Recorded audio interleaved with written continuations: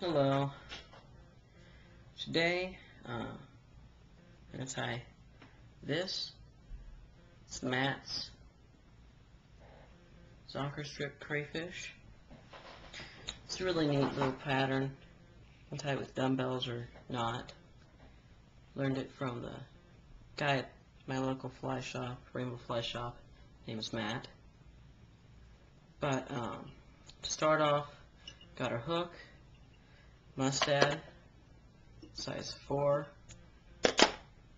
streamer, 2 times heavy, 3 times long, our thread, 210 denier, and it's olive. First of all, we're going to want to take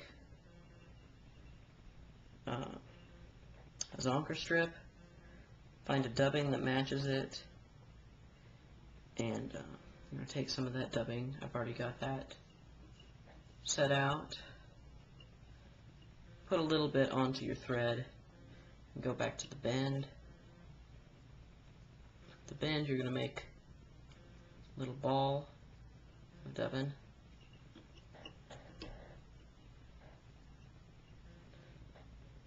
This is going to spread your claws apart. For your claws, you're going to take that same zonker strip. I've already done this. You're going to clip off some bunches. You want 2, about the same size. Since this hook is a relatively large one, I'm going to clip them. I clip them regular long, so I'm going to tie them in right up next to this ball, and you're going to want to back the thread all the way to the ball so they flare out. Take another clump, make sure they're the same length, and tie it in the same way, starting out a little farther away from the ball and going tight wraps all the way up to the ball of dubbing. Now we're going to switch the hook over in the vise, and I'm going to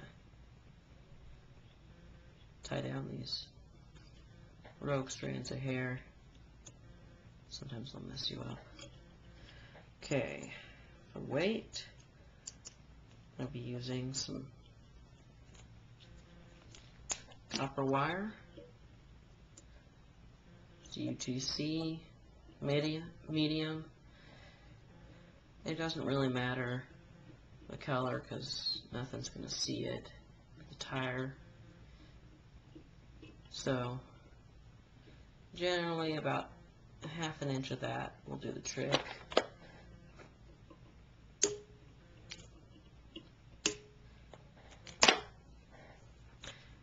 This fly is part of a new series that I decided to start. It's simple and effective crayfish. I'll be showing you guys a bunch of different of my favorite crayfish flies, so everybody can benefit from them and overall get more fish. So back to business. I want to take your zonker strip, cut about 1.25 inches length from it, trim all the fur off of that. You can use that to make additional dubbing for your fly. But this is going to be our shell back. I'll tie this in right up against the dubbing ball also. And that's secured. I'm going to take dubbing, make a medium to thick rope of dubbing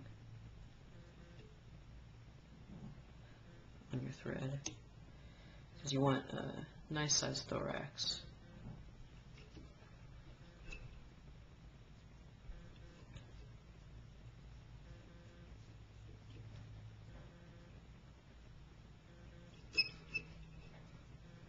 And you're going to make the thorax a bit long,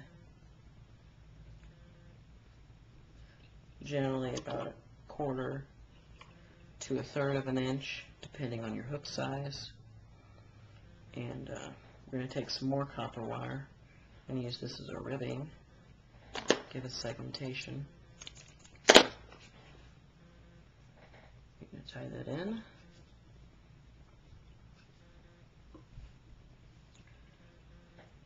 Now we're going to take our dubbing.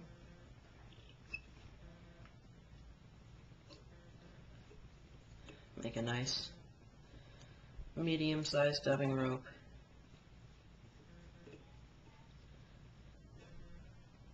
And go all the way down to just about to the eye, but you want to leave a little bit of room for finishing up, tying your thread head.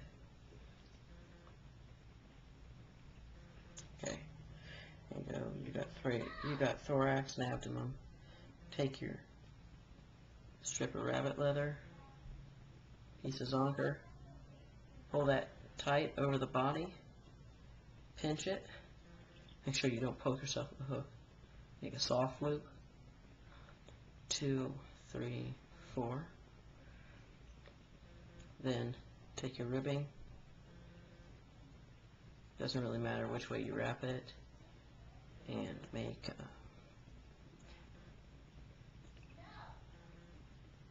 kind of somewhat closely spaced ribbing. So you're going to take your dubbing rake and rake that out, make it nice and fluffy. Okay. Tie off the rib.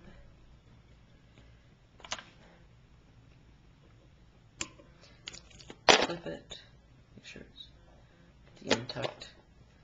Now, you can leave that, but I prefer to clip it. It makes tying your tippet on easier. Build up your thread head.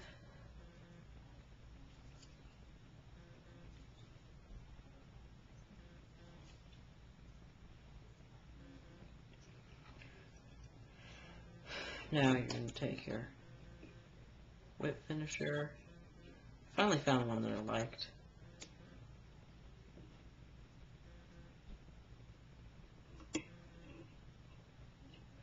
It's not bad. Makes the job quicker, especially when you have to do multiple finishes. Because this fly is going to get banged around a lot if you're fishing it on the bottom. Clip your thread, get your varnish,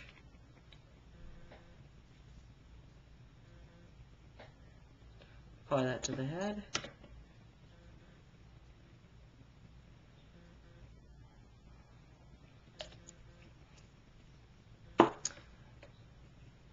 And then you'd want to take a hook point or your dubbing needle and take that and pick out the dubbing to make it fluffy. Really don't have enough time to do that, but really what works really well is a piece of Velcro, make the fly nice and fuzzy. Anyway, hope you learned something, and I hope this fly works for you. Certainly has worked for me. Gotten quite a few carp and smallies on this fly. So, anyway, there you go. Matt's zonker strip crawdad. Have fun.